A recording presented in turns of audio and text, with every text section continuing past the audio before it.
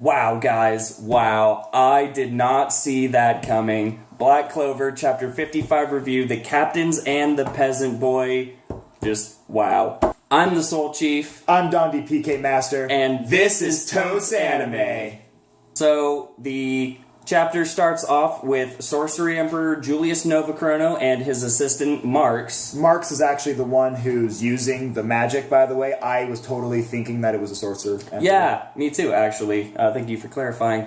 They are interrogating the two people that they captured from the White Knights Demon Eyes. Now, the White Knights Demon Eyes are the main organization that is fighting against the Kingdom of Clover right now. Mm-hmm. We know that their leader is named Licht or Licht. I'm not sure. Please tell me in the comment section below. It's spelled L-I-C-H-T. I'm not sure if that's a typo. Yeah, is that German or is it supposed to be Light? We can't figure it out. I'm just going to call him Light. Also because we just did a Death Note anime review. Yeah, the Death Note review. Go check that out, by the way.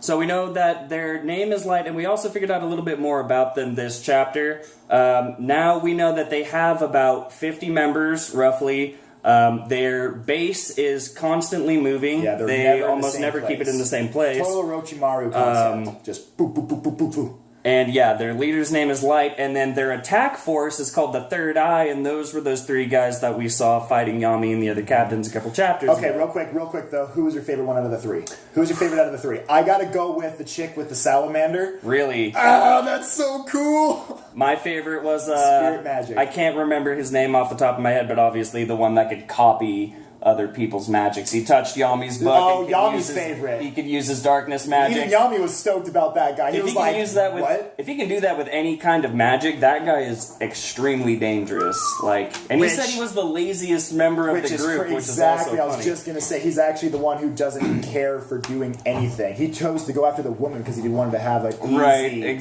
fight. Exactly. So yeah, the Sorcery Emperor and Marx are interrogating the two captive members of the White Knights Demon Eyes, and it turns out that there is a traitor. One of the 9 magic captains is actually a traitor. Which we all knew, and we all thought it was someone. I personally thought it was going to be William Vangeance. Yep. It is not, spoiler, but it is revealed that the traitor is the leader of the Purple Orcas, Geldor Poizot. What was it called? It's not erase magic. What's it called? Permeate magic. It's called permeate magic. It essentially allows him to slip in and out of not existence, but he almost becomes like a ghost or becomes ethereal. You can't sense him, you can't see him. He's able to travel through all objects, and not only that, but all other kinds of magics too. I kind of look at it like how the Quincy's were actually right there with the Shinigami in their own realm, even though they were in the shadows of them. So it's almost like he's right there, just parallel. So the traitor is revealed to be Geldor Poizot, and at first, he's completely denying the claims. He said, "No, that's not me. You have no proof." And so all of the other Magic Knight captains start getting kind of suspicious.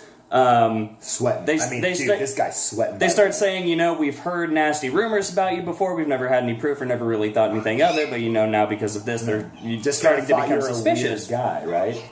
Yami is a lot smarter than I think a lot of people give him credit for. And what I mean by that is he thought this plan out in a head, but he looks at Geldor and he's like, you could just have Marx use his interrogation magic on you to prove that you're innocent. Obviously, if you don't know anything, you won't say anything. Oh, boy, did he love that idea. The second after Yami finishes a sentence, Geldor uses his magic to just instantly disappear, and he says, I'll clear my name and I'll be back. And then in his head, he kind of explains his magic. And then he also explains how he used his magic to gain his position as a Magic Knight captain by, lots of underhanded tricks, sneaking through people's walls, selling like a fucking total Hillary Clinton style. Yeah, that's how he got his Magic Knight position. And he creates this invisible army out of his magic. You just see a bunch of soldiers It was so cool! Ghostly soldiers that none of the other captains can sense or see. And Geldor is just about to get away when all of a sudden, out of nowhere, Aster appears with his sword, one really good swing, Geldor, his magic gets negated because of Aster's sword. Instantly and hits the ground. Everyone can see him now.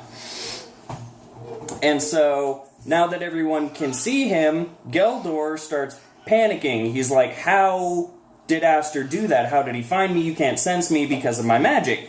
And Yami goes on to explain, I just taught Aster how to sense ki. He may not have mana, right? And he may not be able to sense it. But he can always sense your ki. Because every living being has it. And so Aster, now knowing how to sense mana and ki, that gives him kind of, you know, an extra little edge above a lot of other people on top of his negation magic.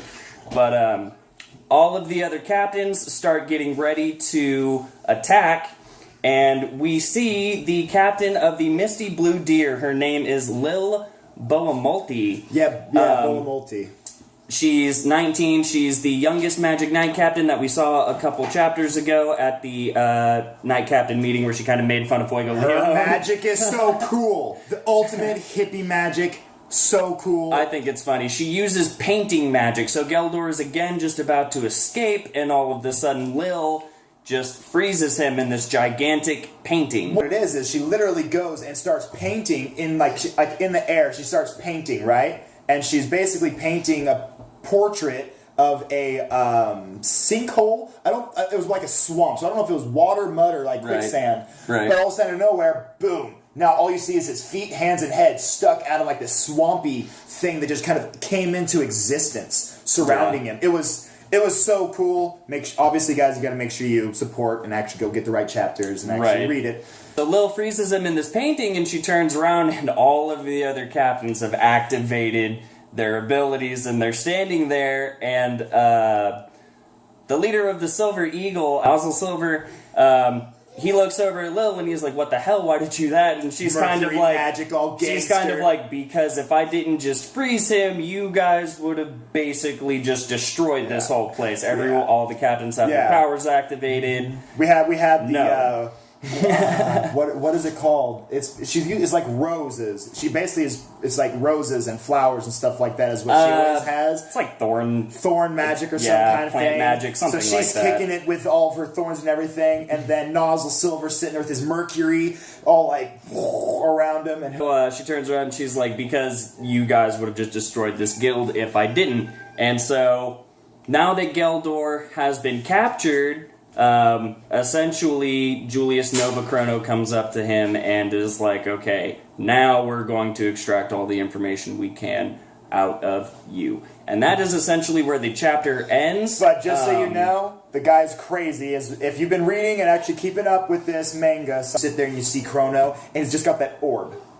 Yeah. In his hand. I don't remember exactly when it happened. I don't know if it's at the end, but you'll see him. He's got this orb, and it's got all these, like, different, runes and everything. Like, oh, dude, it was gangsters. Like, I want to know what the hell that would No idea what he's going to do with that. But yeah, that's essentially where the chapter ends, and so I thought this was a really good chapter of Black Clover. It was suspense. It was awesome. It definitely didn't end the way that I thought it would. It filled with suspense. I thought Vangeance was going to be the traitor, obviously. He is. He is not good. He is something. I don't know what it is, but he's something. I've read a theory out there that Vangeance is actually Light.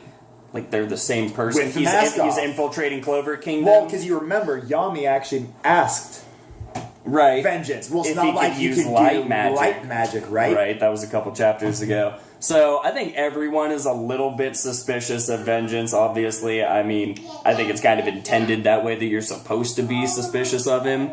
But, it had a lot of suspense, and, it answered a lot of my questions, but also opened up a whole lot of new questions. So that's an understatement, and that's, again, guys, that's why we're so into this manga. He actually started it. How long ago did you actually start reading it? Oh man, it's barely been like a month. And he told me about it, and I read the first like 3 chapters, and I was like, I'm gonna keep doing this. And after 2 days, I was caught up.